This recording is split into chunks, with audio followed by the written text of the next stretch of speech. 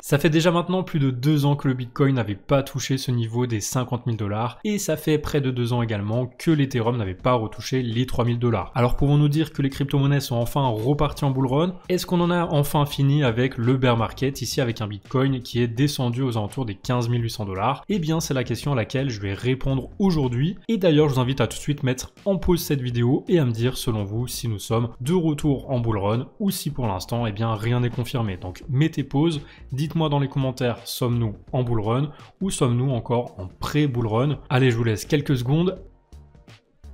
Dans cette vidéo, je vais donc vous faire part bien sûr de mon analyse sur le long terme pour le Bitcoin et l'Ethereum. Je vais vous montrer mon plan d'investissement et puis on fera bien sûr également le point sur le court terme. On commence donc sur le long terme. On voit donc que le Bitcoin il renouvelle ce cycle qu'il répète depuis sa création et on voit que pour l'instant on est bien parti pour aller casser ce nouveau triangle par le haut. Si on casse ce triangle par le haut, on déclenche tout simplement un ATH, donc un record de prix, et on ira donc en price discovery en direction de nouveaux records. Alors pour moi, les objectifs sont assez simples à calculer. On prend tout d'abord la hauteur d'un triangle, donc à chaque fois on peut prendre la hauteur du triangle reportant l'endroit de cassure et ça nous donne l'objectif du bull run. On peut voir qu'à chaque fois que je reportais une flèche au-dessus du triangle, ça nous donnait très largement un objectif à atteindre.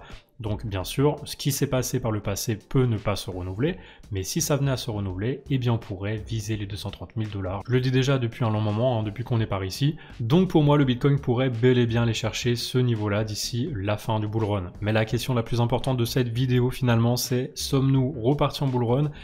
Pour moi la réponse est oui. Pourquoi? Tout simplement parce que lorsqu'on a cassé la Tenkan, à chaque fois qu'on a répété ce cycle, on n'est jamais repassé en dessous du précédent point bas. Vraiment, c'est ce que je répète à chaque fois que j'analyse ce graphique-là en mensuel. À chaque fois qu'on a cassé la Tenkan, on n'a jamais refait de plus bas par rapport au précédent. Par ici, on avait cassé la Tenkan à la hausse, on n'était jamais repassé en dessous du point bas précédent. Donc là, on peut penser qu'on n'ira plus jamais en dessous du précédent point bas, ici aux alentours des 14 800. Si on repasse en dessous, ça sera très très mauvais signe parce que on fera un nouveau point bas par rapport à celui-ci et du coup le bear market pourrait se prolonger encore pour potentiellement faire un grand W et repartir dans le meilleur des cas. Alors bien sûr, je l'ai répété dans toutes mes analyses, la Kijun était quand même un niveau de résistance important qu'il fallait repasser parce qu'on aurait pu être rejeté, et ici on est en train de la recasser à la hausse. On est repassé officiellement dessus, maintenant elle se situe en dessous du prix avec la Tenkan et le nuage. Donc là vraiment on a tout qui est repassé haussier du point de vue Ichimoku. D'ailleurs on voit que le nuage est repassé vert. Donc en théorie, maintenant on est au-dessus de tout obstacle et on devrait aller chercher le précédent ATH d'ici les prochains mois. Ça pour moi, il y a de très fortes chances qu'on aille chercher l'ATH avant la fin de l'année et ensuite à voir si on corrige un petit peu ou si on se met à plat, mais ensuite casser à la hausse en direction des objectifs que j'ai ici affichés. Comme je l'ai déjà dit à chaque bull run, chaque cycle se répète et il se pourrait qu'on n'aille pas chercher précisément cet objectif et qu'on aille un peu plus bas. Donc c'est pour ça que j'ai moi personnellement identifié plusieurs objectifs. Le premier bien sûr, le plus gros, ça va être ce TP à 230 000, mais il est possible qu'on n'y aille jamais, qu'on s'arrête avant. Donc voilà pourquoi je vise les 168 000 $, donc le niveau des 1,618 de Fibonacci, et les 125 000 à 1,414 de Fibonacci. Ce sont vraiment deux niveaux sur lesquels je vais prendre des premiers TP et ensuite je garderai un certain pourcentage pour revendre si possible à 230 000. Mais avant ça, bien sûr, avant d'avoir ce potentiel ici d'environ plus 350%, ici plus 220% et plus 138%, ce que je vais faire, c'est que je vais accumuler tout le long de la hausse. J'ai déjà accumulé ici à la baisse et j'ai commencé à accumuler à la hausse. Et maintenant, à chaque fois que je vais avoir une correction de 10% minimum sur le prix, je vais acheter en DCA. C'est-à-dire que je vais acheter la même somme, voire même un peu plus, parce qu'en ce moment, j'accumule pas mal d'USDT, vu que j'achète pas parce qu'on est un peu trop haut. Donc lorsqu'on aura une correction de plus 10%, là, je pourrais racheter encore en gardant toujours un petit peu si jamais ça va plus bas. Mais bien garder en tête que pour l'instant, le premier palier sera à 125 000, donc on fera minimum 1 x 2 si on va chercher ce niveau-là, donc c'est toujours intéressant d'acheter du BTC. Maintenant, bien avoir en tête également que si on chute, normalement on ne devrait pas repasser sous les 35 000 $. Pourquoi? Parce que c'est ici que se trouve la Kijun. Si on repasse sous les 35 000 $, ça devient quand même assez embêtant parce qu'on aura la Kijun en résistance et on risquerait d'aller chercher même la Tenkan à 24 000. Donc pour l'instant, tant qu'on a ces supports ici, on attend des corrections de 10%, on accumule le maximum sur cette hausse et on profitera pour revendre seulement à 125 000, 168 000 et 230 000. Voilà, vous avez mon plan.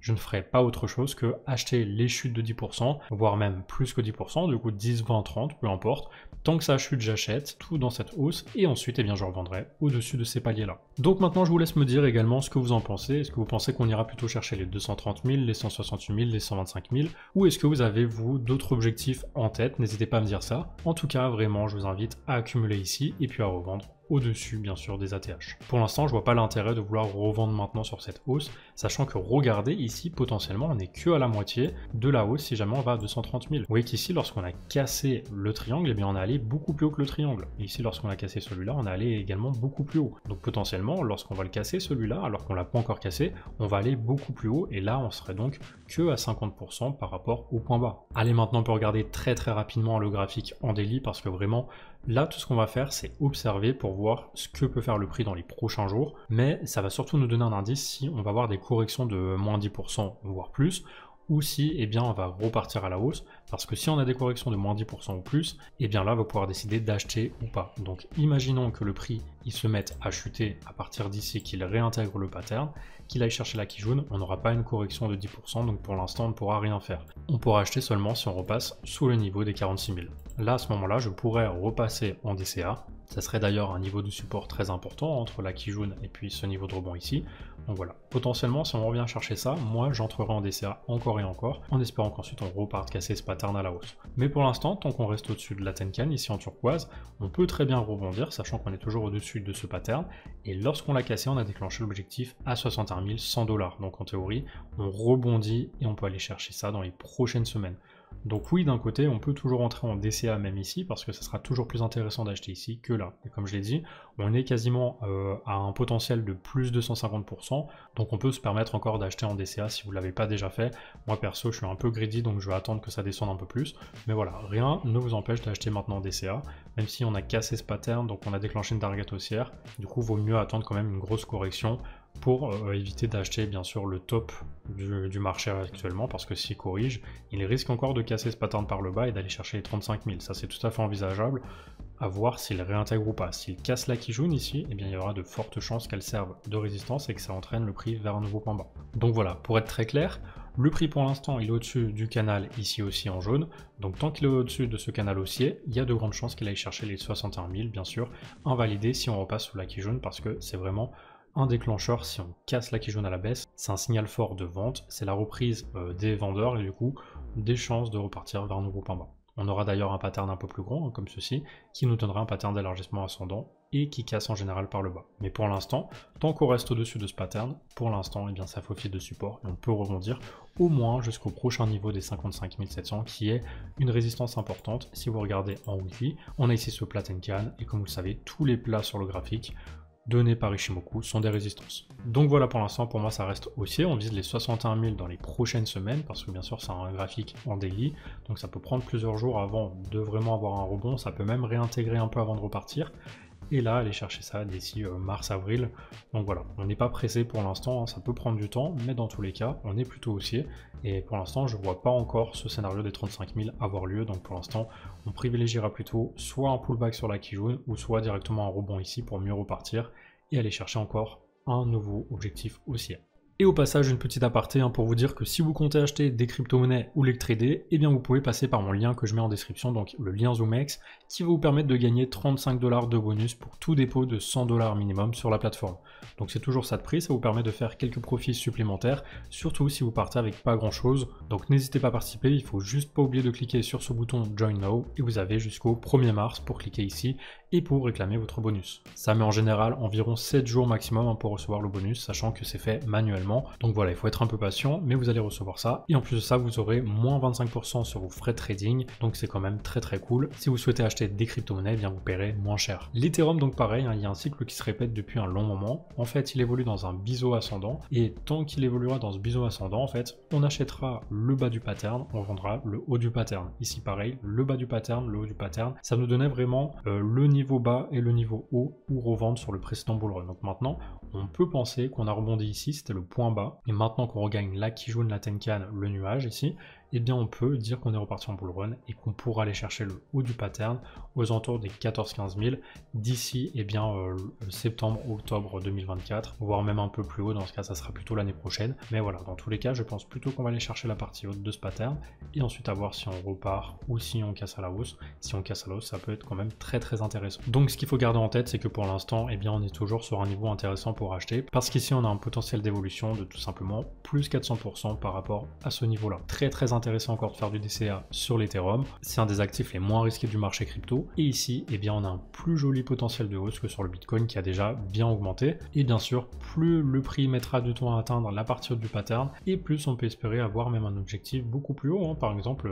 si on l'atteint ici aux alentours de août 2025, on fera potentiellement x6 et on pourra potentiellement aller au-dessus des 20 000. Donc vraiment à surveiller ce pattern, mais pour moi il est quand même très pertinent et c'est pour ça que moi je m'en sers en tout cas en tant que plan d'investissement. Donc voilà, et vous, quel est votre objectif sur l'Ethereum? Est-ce que vous visez vous aussi un niveau aux alentours des 14 800? Est-ce que vous visez plus bas? Voilà, dites-moi ça. En tout cas voilà, tant qu'on accumule sur les prochains mois, on n'a pas de raison de revendre, on fait que acheter. Lorsque ça baisse de 10%, on rachète encore et encore, même plus, et ensuite on surveille sur le court terme. Du coup pour l'instant, comme je l'avais dit, ici on avait rebondi sur la partie basse du pattern. Tant qu'on a rebondi, eh bien je voyais bien le prix revisiter le haut du pattern ici aux alentours des 3100. Pour l'instant vous voyez qu'on corrige un petit peu, mais on n'est plus très loin. Je pense qu'il n'y a rien qui va nous empêcher d'y aller, étant donné que la Chikuspan est sortie de ce pattern, que le prix il est dénué vraiment de tout obstacle. Donc en théorie on a de grandes chances maintenant, comme on est soutenu par la Tenkan, la Kijun et le nuage, de continuer la hausse au moins jusqu'au haut du pattern. Ensuite à voir si on est rejeté, si on fait une correction un peu plus longue